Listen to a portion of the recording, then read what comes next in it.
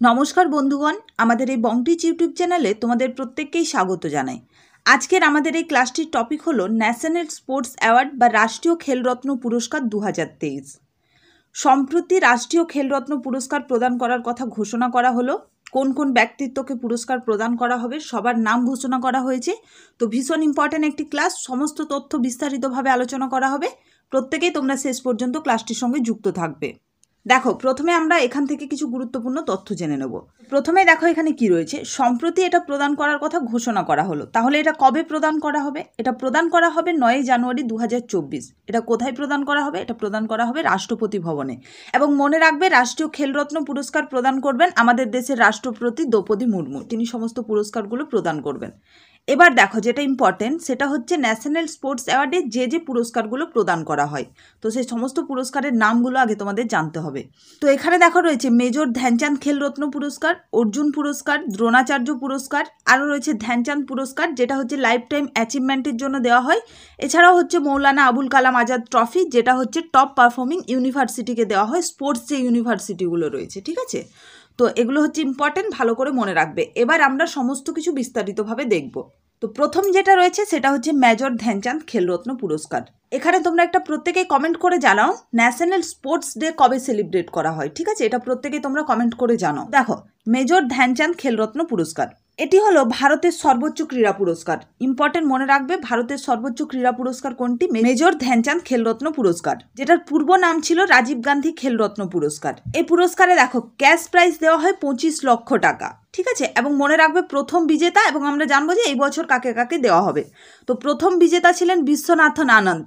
তোমরা সবাই জানো বিশ্বনাথন আনন্দ ছিলেন প্রথম দাবা গ্র্যান্ডমাস্টার, ঠিক আছে। ভারতের প্রথম দাবা গ্র্যান্ডমাস্টার হচ্ছেন বিশ্বনাথন আনন্দ, তিনি দাবা খেলার সঙ্গে জড়িত অবশ্যই। 2023 সালের বিজেতা কে? 2023 সালে পাবেন হচ্ছে চিরাগ শেট্টি আর রাঙ্কি রেড্ডি স্বাতিক সাইরাজ, ঠিক আছে। ব্যাডমিন্টন ফিল্ডের জন্য 2023-এ এদেরকে দেওয়া হবে। এটা হচ্ছে মেজর ধ্যানচাঁদ খেলরত্ন পুরস্কার, এই বছর দুজন পাবেন।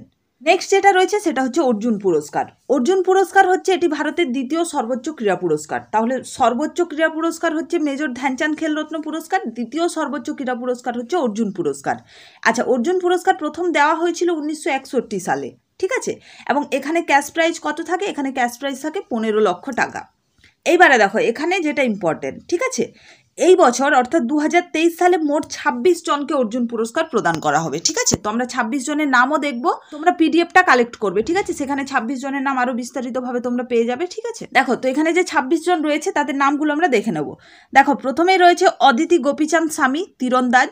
তারপরে রয়েছে ওজস প্রধান তেওতালে, তিনি হচ্ছেন তীরন্দাজ। পারুল চৌধুরী অ্যাথলেটিক্স, শ্রীশঙ্কর এম হচ্ছেন অ্যাথলেটিক্স, মোহাম্মদ হোসামুদ্দিন বক্সিং, এছাড়াও মোহাম্মদ শামি ক্রিকেট ফিল্ডে। তোমরা প্রত্যেকেই জানো এই বছর বিশ্বকাপে মোহাম্মদ শামি খুব ভালো খেলেছিলেন। নেক্সট এটা রয়েছেন আর বৈশালী দাওয়া, দিব্যকৃতি সিং অশ্বারোহী, অনুপ আগরওয়াল অশ্বারোহী, দীক্ষা দাগর গল্ফ, এছাড়া হচ্ছে সুশীলা চানু হকি, শ্রী কৃষ্ণান বাহাদুর পাঠক হকি, ঋতু নেগি হচ্ছে কাবাডি, পবন কুমার কাবাডি।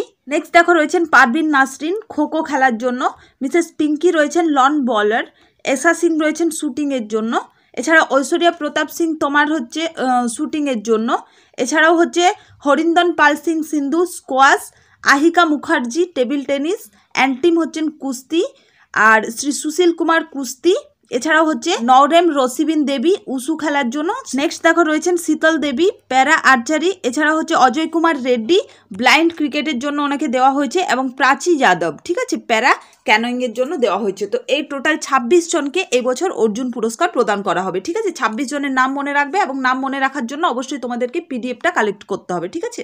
সেখানে তোমরা এই নামগুলো ভালোভাবে পড়ে নেবে আরও একবার, তাহলে খুব ভালোভাবে মনে থেকে যাবে। এবং ক্রিকেট ফিল্ডে মোহাম্মদ শামি পেয়েছে, এটা কিন্তু এবার ইম্পর্টেন্ট, মনে রাখবে। নেক্সট যে পুরস্কারটা রয়েছে সেটা হচ্ছে দ্রোণাচার্য পুরস্কার। আচ্ছা, দ্রোণাচার্য পুরস্কার যেটা, এটা চালু হয় 1985 সালে, এবং এটা ক্রীড়াক্ষেত্রে অসামান্য প্রশিক্ষকদের দেওয়া হয়। মানে প্রশিক্ষক অর্থাৎ যে কোচ রয়েছেন, ঠিক আছে, বিভিন্ন কোচদেরকে এটা প্রদান করা হয় যারা ক্রীড়াক্ষেত্রে অসামান্য কৃতিত্ব রেখেছেন। তো এটা প্রথম চালু হয় 1985-এ। আচ্ছা, এখানে যেটা ইম্পর্টেন্ট, দ্রোণাচার্য পুরস্কার দুটো ক্যাটাগরিতে দেওয়া হয়, একটা রেগুলার ক্যাটাগরি, একটা হচ্ছে লাইফ টাইম ক্যাটাগরি। রেগুলার ক্যাটাগরিতে ক্যাশ প্রাইজ থাকে 10 লক্ষ টাকা, আর লাইফ টাইম ক্যাটাগরিতে ক্যাশ প্রাইজ থাকে 15 লক্ষ টাকা। ঠিক আছে, এটা ইম্পর্টেন্ট, মনে রাখবে। এবার আমরা দেখবো রেগুলার ক্যাটাগরিতে কে কে পেয়েছেন এবছর এবং লাইফ টাইম ক্যাটাগরিতে কে কে পেয়েছেন। দেখো, রেগুলার ক্যাটাগরিতে পেয়েছেন শ্রী ললিত কুমার রেসলিংয়ের জন্য, শ্রী আর.বি. রমেশ দাবা খেলার জন্য, মহাবীর প্রসাদ সাইনি প্যারা অ্যাথলেটিক্সের জন্য, শিবেন্দ্র সিং পেয়েছেন হকির জন্য এবং গণেশ প্রভাকর পেয়েছেন মাল্লাখাম্বের জন্য। ঠিক আছে, আর লাইফ টাইম ক্যাটাগরিতে কে কে পেয়েছেন? লাইফ টাইম ক্যাটাগরিতে পেয়েছেন জসকিরাত সিং গলফের জন্য, ই ভাস্করন কাবাডির জন্য এবং জয়ন্ত কুমার পুসিলাল টেবিল টেনিসে অসামান্য কৃতিত্বের জন্য। নেক্সট এটা রয়েছে দেখো ধ্যানচাঁদ পুরস্কার। ঠিক আছে, ধ্যানচাঁদ পুরস্কার হচ্ছে ফর লাইফ টাইম অ্যাচিভমেন্ট। আমি আগেই বলেছি এটা লাইফ টাইম অ্যাচিভমেন্টের জন্য দেওয়া হয়ে থাকে। এবং এখানে মনে রাখবে ধ্যানচাঁদ পুরস্কার প্রথম চালু হয়েছিল 2002 সালে। দুটো কিন্তু ডিফারেন্স আছে, এটা হচ্ছে মেজর ধ্যানচাঁদ খেলরত্ন পুরস্কার, একটা হচ্ছে ধ্যানচাঁদ পুরস্কার। ধ্যানচাঁদ পুরস্কারটা হচ্ছে লাইফ টাইম অ্যাচিভমেন্টের জন্য দেওয়া হয়, মানে অবসর গ্রহণের পরেও খেলাধুলায় কেউ যদি অবদান রেখে থাকেন তাকেও কিন্তু এই পুরস্কারটা প্রদান করা হয়ে থাকে। ঠিক আছে, এটা চালু হয় 2002 সালে আর এর ক্যাশ প্রাইজ হচ্ছে 10 লক্ষ টাকা। ঠিক আছে, এবারে কে কে পেয়েছেন 2023 সালে আমরা দেখে নেবো, বা পাবেন কবে পাবেন? 9 জানুয়ারি 2024 সালে রাষ্ট্রপতি ভবনে। ঠিক আছে, তো এবারে পাবেন মঞ্জুষা কানোয়ার ব্যাডমিন্টনের জন্য, বিনীত কুমার শর্মা হকির জন্য এবং কবিতা সেলভারাজ কাবাডির জন্য। ঠিক আছে, এই তিনজন এবারে ধ্যানচাঁদ পুরস্কার পাবেন। ইম্পর্টেন্ট, ভালো করে মনে রাখবে, এটা লাইফ টাইম অ্যাচিভমেন্টের জন্য দেওয়া হয়। নেক্সট যেটা রয়েছে সেটা হচ্ছে মৌলানা আবুল কালাম আজাদ ট্রফি।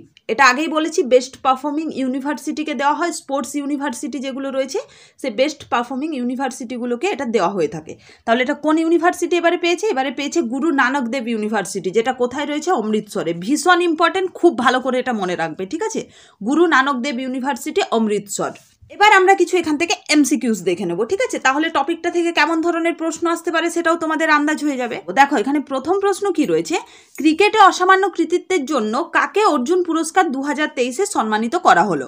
তো এর সঠিক উত্তর কি হবে? এর সঠিক উত্তর হয়ে যাবে অপশন বি, মোহাম্মদ শামি। ঠিক আছে, মোহাম্মদ শামিকে অর্জুন পুরস্কার 2023-এ সম্মানিত করা হলো ক্রিকেটে অসামান্য কৃতিত্বের জন্য। একটু আগে যা পড়েছো সেগুলোই কিন্তু এখানে রয়েছে।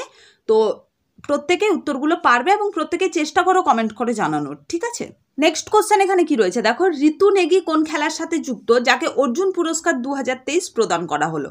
একটু আগে আমরা পড়েছি, তো ঋতু নেগি কাবাডির সঙ্গে জড়িত। ঠিক আছে, কাবাডি খেলার সঙ্গে জড়িত এবং কাবাডির ফিল্ডে অসামান্য কৃতিত্বের জন্যই তাকে অর্জুন পুরস্কার 2023 প্রদান করা হবে। ইম্পর্টেন্ট, মনে রাখবে।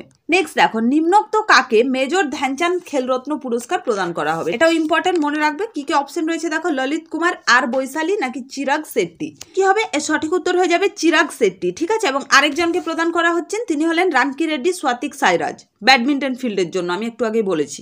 চলো নেক্সট দেখো, নিম্নোক্ত কাকে লাইফ টাইম ক্যাটাগরিতে দ্রোণাচার্য পুরস্কার প্রদান করা হবে? তো এর সঠিক উত্তর কি হবে আমরা দেখে নেব।